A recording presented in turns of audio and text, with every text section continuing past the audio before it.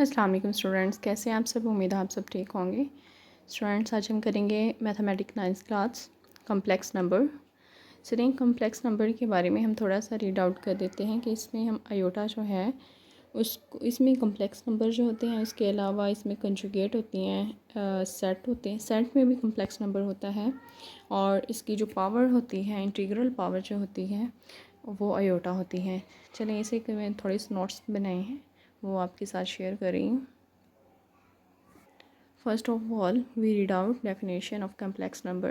A number of the form a plus b iota.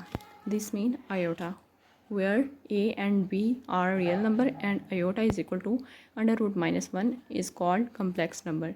उसने कहा है नंबर जो कि इस वाली फॉर्म में होगा, इसमें जो a है ये वाला और ये b जो है ये क्या होगा, real number, and iota is equal to under root minus 1। Iota की वैल्यू क्या है हमारे पास, -1 है, तो इसे हम क्या कहेंगे, कम्प्लेक्स नंबर। अब कम्प्लेक्स नंबर को हम किससे रिप्रेजेंट करेंगे, जी से। अब हमारे पास एक एग्जांपल है, z is equal to a plus iota b। अब a की जगह हम कोई भी डिजिट राइट कर सकते हैं और b की भी जगह भी, बट वो रियल नंबर हो। नेक्स्ट इंट्रोडक्शन है, द स्विस मैथमेटिशियन लियोनार्ड। अब एक मैथमेटिशियन था स्विस का, लियोनार्ड, और यूलर जो था उसने 1707 में इसकी थ्योरी, ये जो है सिंबल को डिस्कवर किया था, उसने हमें दिया था, और 1707 से लेके 1787 तक, ठीक है। अब इसका जो नंबर है सिंबल ऑफ आयोटा, और इसका जो उसने नंबर हमें दिया था अंडर रूट -1 दिया था। अब number like under root -1, under root -5 etc are pure imaginary number. ये इमेजिनरी नंबर है और रियल नंबर कौन से होंगे, 1 2 3 4। नेक्स्ट है integral power of iota. Iota is equal to under root -1 है।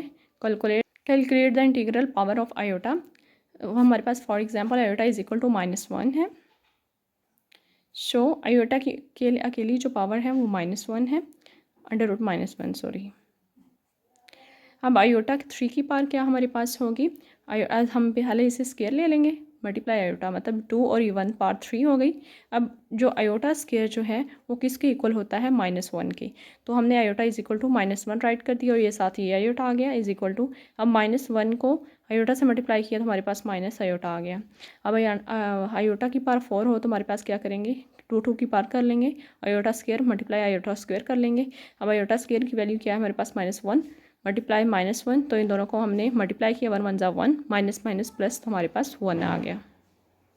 सो हम iota is equal to under root -1, iota से हम इसका आयोटा स्केयर की वैल्यू निकालेंगे। तो हम क्या करेंगे, फर्स्ट ऑफ ऑल हम स्केयर हम लेंगे, बोथ साइड स्केयर होंगे। Iota square is equal to under root -1 whole iota square, ठीक है। ये आयोटा स्केयर हो गया, माइनस ये जो स्केयर है, देखिए अंडर रूट की वैल्यू हमारे पास 1/2 होती है अंडर रूट की, और ये स्केयर जो है इसकी जो वैल्यू है ये दोनों कट हो गई, ये 2 से कैंसिल हो गया, तो हमारे पास अंडर रूट -1, जो अंडर रूट -1 का आंसर क्या आया, -1। अब iota square is equal to हमारे पास -1 है। सो नेक्स्ट है set of complex number. A set of all complex is denoted by C.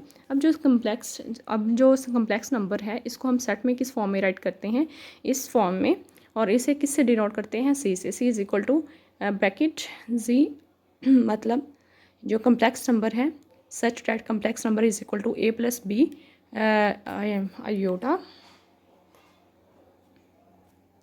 iota where a b element of R and iota is equal to under root -1 bracket. ये हम इस form में right करेंगे, किसमें, set की form में हम इसे इस तरह टाइप से राइट करेंगे। ए बी जो है हमारे इस बाद इसमें क्या है, रियल नंबर, जिसे क्या कॉल्ड कहेंगे, real and imaginary part of z. A b real number called the real and imaginary part of z denoted as a is equal to re into z. re mean real number and b into z, mg mean imaginary part तो है। Next है हमारे पास conjugate of a complex number. If we change iota to minus iota in z is equal to a प्लस b iota, we obtained another complex number a minus b iota called complex conjugate of z and denoted by z bar. अब ये जो z के ऊपर line है हम इसे बोलेंगे z बार। अब z is equal to -1 minus iota हमारे पास था। अब हम इसे कंजुगेट में कैसे चेंज करेंगे कि z bar is equal to ये -1 है तो ये -1 हो गया, और ये -1 आयोटा था तो ये प्लस आयोटा हो गया। आगे नोट किया है z double bar is equal to z होगा, मतलब z को 2 बार हम जिसका कंजुगेट लेंगे तो वो z के इक्वल ही हो जाएगा।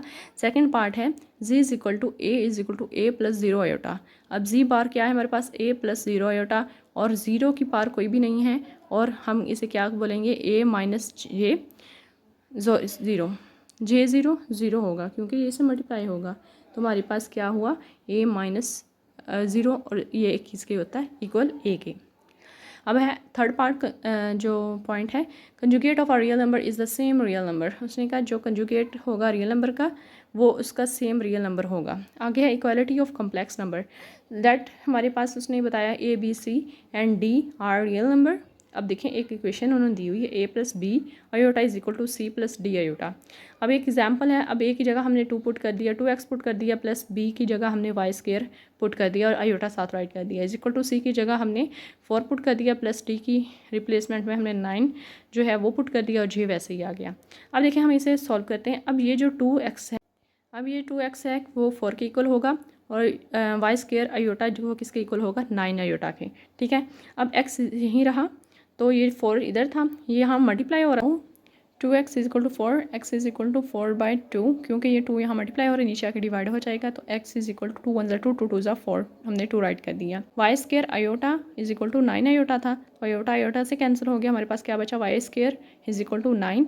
अब हमने स्क्वायर रूट बोथ साइड लिया, वाई स्क्वायर का under root is equal to under root 3 का होल स्क्वायर, हमारे पास क्या होगा ये कैंसिल हो गया, वाई इज इक्वल टू 3 का जो स्क्वायर था 3 3 9 होता है ना, तो 3 का स्क्वायर अंडर रूट से कैंसिल हो गया, तो हमारे पास वाई इज इक्वल टू 3 बच गया।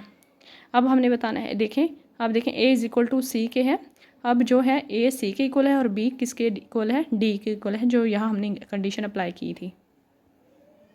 नेक्स्ट है properties of complex number. First property है z1 is equal to z1, जो कि रिफ्लेक्सिव लॉ है।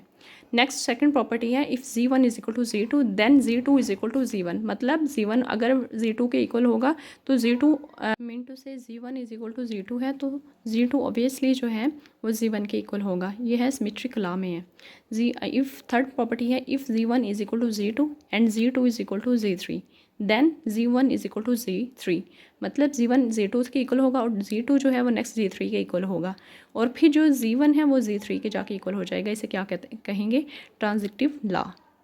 सो फ्रेंड्स यहाँ तक हमारा जो है कम्प्लेक्स नंबर का जो थोड़ी डिटेल थी वो हमने कंप्लीट कर ली।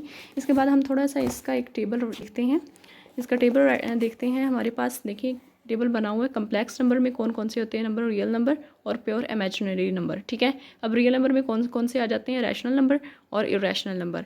अब आगे जो कैटेगरी है रैशनल नंबर की वो इसमें इंटीजर्स है, इंटीजर्स जो क्या होते हैं होल नंबर, और नेगेटिव नेचुरल नंबर जो है वो इसमें टीचर्स में से हमने नेगेटिव नेचुरल नंबर लेने हैं। ठीक है, आगे होल जो नंबर है उसमें कौन से नेचुरल नंबर और ज़ीरो है। हमने इसको ये सारा जो टेबल है आपको ये कम्प्लेक्स नंबर के बारे में थोड़ा बता देगा। लास्ट है every real number is also a complex number. उसने कहा जो भी रियल नंबर है, कोई भी रियल नंबर वो किसके इक्वल है, वो क्या है कम्प्लेक्स नंबर है। सो स्टूडेंट्स अब हम एक्सरसाइज 2.5 इंशाल्लाह नेक्स्ट वीडियो में करेंगे। स्टूडेंट्स ने चैनल को लाइक करें, शेयर करें एंड कमेंट करें। अल्लाह हाफिज़।